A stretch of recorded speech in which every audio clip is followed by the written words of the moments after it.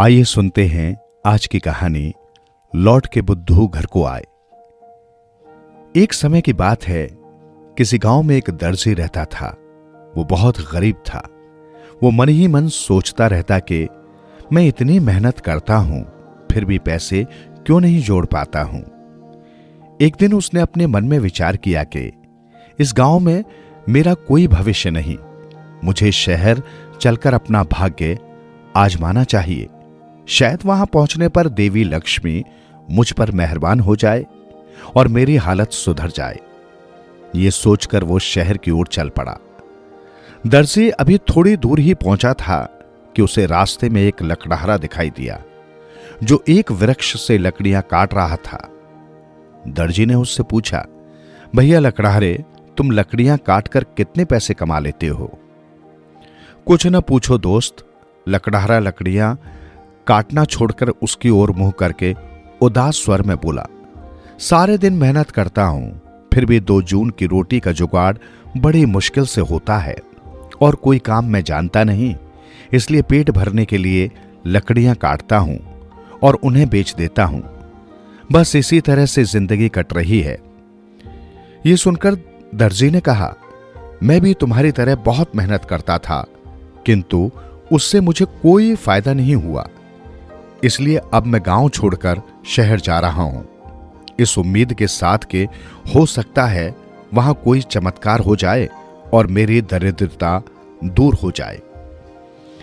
दर्जी की बात सुनकर लकड़हारे ने अपनी कुल्हाड़ी फेंक दी। बोला, चलो मैं भी तुम्हारे साथ शहर चलता हूं। दोनों एक साथ शहर की ओर चल पड़े। रास्ते में उन्हें लकड़ी का एक कारखाना दिखाई दिया। वहां एक बढ़ई लकड़ी के कुछ टुकड़े लेकर उनको जोड़ने की कोशिश कर रहा था, जिससे कि वो एक सुंदर सी मेज बना सके। जब दर्जी और लकड़हारा उसके समीप पहुंचे तो वो अपनी दुखती कमर को सहलाते हुए सीधा खड़ा हो गया। लकड़हारे ने उस बढ़ई से कहा, भैया बढ़ई, हम दोनों भी तुम्हारी तरह कड़ी मेहनत करते थे, पर उस मेहनत का हमें कभी लाभ नहीं मिला, इसलिए अब हम शहर जा रहे हैं। शायद वहां धनी बनने की हमें कोई राह सुझाई दे जाए। उनकी बात सुनकर बढ़ई ने भी अपने औजार एक तरफ रख दिए और कहने लगा, मैं भी तुम्हारे साथ चलता हूं। तीनों आगे को चल पड़े। जब उन्हें भूख लगी तो उन्होंने आग जलाई और भोजन तैयार किया। उसी समय एक बूढ़ी औरत भी वहां आ पहुंची। वे सब आपस में बातें करने लगे।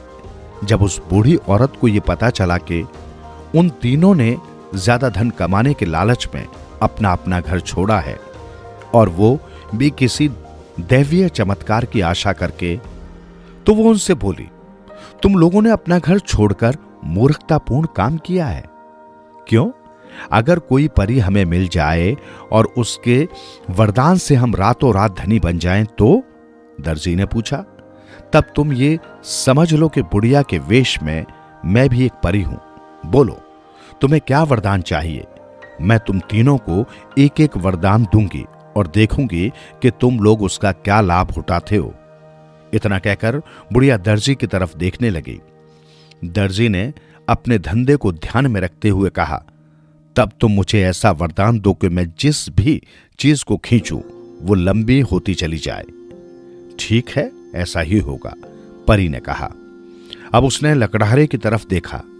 लकड़हारे ने अपनी लकड़ी काटने के काम को ध्यान में रखते हुए कहा, मैं चाहता हूं कि मैं जिस चीज को हाथ से मारूं वो टूट जाए। ऐसा ही होगा, परी ने कहा। तब उसने बढ़ई की तरफ देखा। बढ़ई ने अपने काम को ध्यान में रखते हुए कहा, मेरी इच्छा है कि मैं जिस वस्तु को एक साथ रखूं वो मजबूती के साथ जुड़ जाए। ऐसा ही होगा, परी ने कहा। फिर वो उठ खड़ी हुई और वहां से चली गई। परी के जाने के बाद दर्जी बोला, अब हमें यह देखना चाहिए कि हमें जो वरदान परी ने दिया है वो पूरा होता भी है या नहीं। यह कहकर उसने अपने झोले में से एक कपड़े का टुकड़ा निकाला और उसे खींचा। ये देखकर उसकी खुशी का ठिकाना न रहा कि कपड़े का वो टुकड़ा लंबाई में बढ़ता ही चला गया। उसके बाद लकड़हारा उठ खड़ा हुआ। उसने अपना हाथ एक पेड़ के तने पर दे मारा। पेड़ के 2 टुकड़े हो गए। तब बढ़ई ने उस टूटे हुए पेड़ को एक भाग को उठाया और उस पेड़ के तने के साथ लगाया।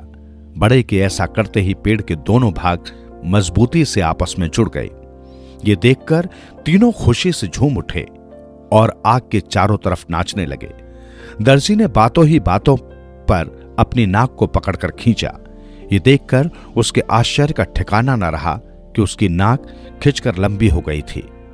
उसने परी से वरदान जो मांगा था कि वो जिस चीज को खींचे वो लंबी हो जाए। उसने अपने मन में सोचा, अब मेरा क्या होगा? मैंने तो अपने मन में कपड़े को ध्यान में रखकर ही ये वरदान मांगा था। जब लकड़हारे ने दर्जी की लंबी नाक देखी तो वो अपनी हंसी न रोक सका। हंसते हंसते उसने अपना हाथ जोर से अपने पैर पर दे मारा। चटाख की आवाज हुई और उसके पैर की हड्डी टूट गई। उसने परी से वरदान जो मांगा था कि वो अपने हाथ से जिस चीज पर मारे वो टूट जाए। उसने अपने मन में सोचा, अब क्या होगा? मैंने तो पेड़ काटने की बात ध्यान में रखते हुए ही उस परी से ये वरदान मांगा था। यहां तो मेरी टांग ही टूट गई। उन दोनों की ऐसी दुर्गति देखकर बढ़ई आपा खो बैठा। वो जल्दी जल्दी अपना जूता पहनने लगा जो उसने उतार कर पास ही रख दिया था। वो गुस्से में भरकर बोला, मैं अभी उस बुढ़िया को बुला कर लाता हूं। पर यह क्या? बढ़ई का हाथ अपने जूते से चिपक गया और वो एक कदम भी आगे न चल सका। भाग्यवश उसी समय वही परी जिसने बुढ़िया का वेश बनाया हुआ था झाड़ी के पीछे से प्रकट हो गई और उनसे बोली, तुम लोगों को वरदान मांगने से पहले खूब अच्छी तरह से सोचकर ही वरदान मांगना चाहिए था। अब बोलो, क्या मैं अपने वरदान वापस ले लूं जिससे कि तुम अपनी पहली जैसी हालत में लौट सको? जरूर जरूर। वो तीनों परी के सामने गिड़गिड़ाने लगे। परी ने अपना वरदान वापस ले लिया।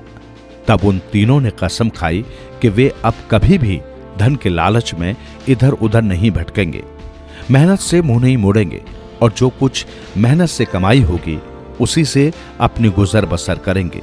उन तीनों के साथ तो वही कहावत चरितार्थ हो गई कि लौट के बुद्धू घर को आए।